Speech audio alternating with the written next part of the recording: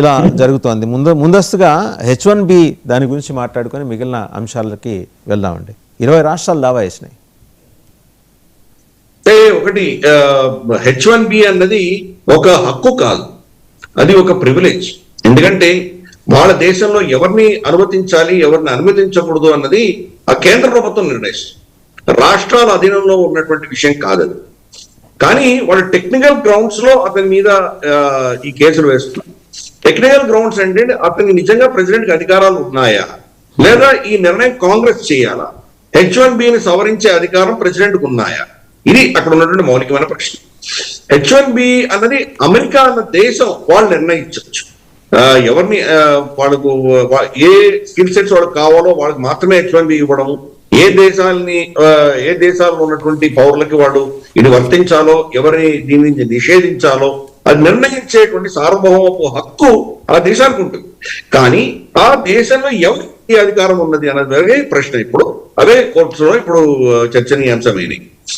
మరి ప్రెసిడెంట్ గా అయితే హక్కులు ఉన్నాయంటే వాళ్ళు కాదు అంటున్నారు. ఈ 20 రాష్ట్రాలు కూడా ఆయనకు ప్రెసిడెంట్ అయినా ఆయనకు ఈ విషయంలో హక్కు లేదు. కాంగ్రెస్ నిర్ణయించిన ఏదైతే స్కీమ్ ఉంటుందో దాని ఆధారంగానే ఆయన ఆర్డర్స్ ఇవ్వచ్చు, కానీ దానికి వ్యతిరేకంగా ఇవ్వడానికి వీల్లేదు. H1B అన్నటువంటి స్కీమ్ తీసుకొచ్చినప్పుడు ఏ రూల్స్ ఆధారంగా అయితే దాన్ని అమలు పరిచారో దానికి భిన్నంగా దాన్ని వ్యతిరేకిస్తూ దాన్ని ఓడించే దిశగా, నీరుగార్చే దిశగా ఈయన నిర్ణయాలు తీసుకోలేరు అన్నది వాళ్ళ వాదన. అది కోర్ట్స్కి వెళ్ళారు. కోర్ట్స్ చూద్దాం ఏం చేస్తున్నారు వాళ్ళు అని చెప్పేసి. మనకు H1B అన్నది 70% భారతీయులే వెళ్తారు అక్కడ. వీళ్ళకి ఆటోమేటిక్ గా హక్కు లేదు అన్న విషయం మనం గుర్తుపెట్టుకోవాలి ఫస్ట్. కాబట్టి చూద్దాం రాబోయే రోజుల్లో ఆ జడ్జిలు, ఆ కోర్టులు ఎలా నిర్ణయిస్తో చూద్దాం. ఇది ఒక H1Bనే కాదు, అతను అన్ని దేశాల మీద ఇంపోజ్ చేసినటువంటి టారిఫ్లకు వ్యతిరేకంగా కూడా కోర్టులో వెళ్ళారు. లోవర్ కోర్ట్స్ లో ఆయన చుక్కెదురైంది. ట్రంప్ కు వ్యతిరేకంగా ఆల్రెడీ జడ్జిమెంట్ వచ్చేసింది. ఇప్పుడు ఇంకా వాళ్ళ federal court, national federal court లోనే ఇప్పుడు నిర్ణయం రావాల్సి ఉంది.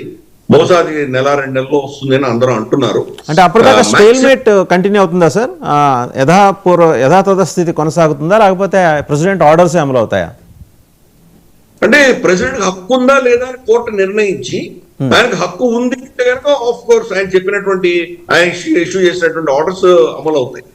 లేదు, ఈయనకు హక్కు లేదు, ఈయన మళ్ళీ కాంగ్రెస్ కు వెళ్ళాలి, కాంగ్రెస్ ఓట్ వేస్తే దాని ఆధారంగానే ఈయన ఏమైనా చేయాలి అంటే కనుక బహుశా అది సస్పెండ్ అవుతుంది.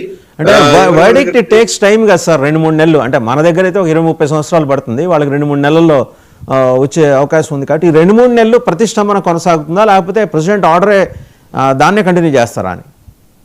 ఇక్కడ స్టే ఇవ్వలేదు, ఏ కోర్టు కూడా స్టే ఇవ్వలేదు. కాబట్టి ప్రస్తుతానికి అది అమలు పరుస్తారు వాళ్ళు. కాకపోతే ఇక్కడ మన దేశంలో ఏంటంటే H1B వీసా ఇంటర్వ్యూలన్నీ కూడా రమారమి 2 నెలలకు పొడిగించారు. డిసెంబర్ 1వ తారీఖు ఉండవలసిన ఇంటర్వ్యూని మార్చి ఎప్పుడో 18కో ఎప్పుడో పొడిగించారు.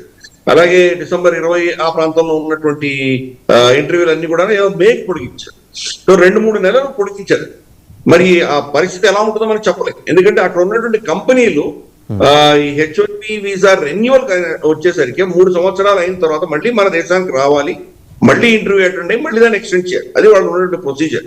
ఇప్పుడు వచ్చారు, ఇక్కడ ఇరుక్కుపోయారు వాళ్ళు, మళ్ళీ వెళ్ళలేనటువంటి పరిస్థితి.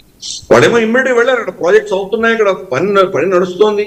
వీళ్ళు మళ్ళీ ఇమ్మీడియట్ గా వెళ్ళలేనటువంటి పరిస్థితి ఈరోజు వచ్చింది. కాబట్టి ఆయన దేశంలో ఎటువంటి పుష్ బ్యాక్ వస్తుందో, మరి పొలిటికల్ గా ఏం పుష్ బ్యాక్ వస్తుందో, లీగల్ గా ఏం పుష్ బ్యాక్ వస్తుందో, బిజినెస్ పరంగా వీళ్ళు ఎలా పుష్ బ్యాక్ ఇస్తారో ఇవన్నీ రాబోయే రోజు చూడాలి. ఏదో విధంగా దీన్ని కనుక డిలే చేస్తే కనుక ఇంకా వాళ్ళు అవసరం లేకుండా ప్రత్యామ్నాయం చూసుకుంటారు వీళ్ళు అన్నటువంటి ఒక దృక్పథంతో డొనాల్డ్ ట్రంప్ వెళ్తున్నారు. బహుశా దానికి సమస్య అనేది, ఆ సమస్యకి పరిష్కారం అనేది బహుశా 1-2 నెలల్లో వస్తుందని నేను అనుకుంటున్నాను. కోర్టు ఇవ్వచ్చు, లేదా డొనాల్డ్ ట్రంప్ దాన్ని కొంతవరకు వెనక్కి తిరగరాసి దాన్ని ఏదో కొంత మార్పులు చేసేటువంటి అవకాశాలు లేకపోలేదు. 3 లాబింగ్, అక్కడ దేశం అంతా లాబింగ్ తో నడుస్తుంది. కాబట్టి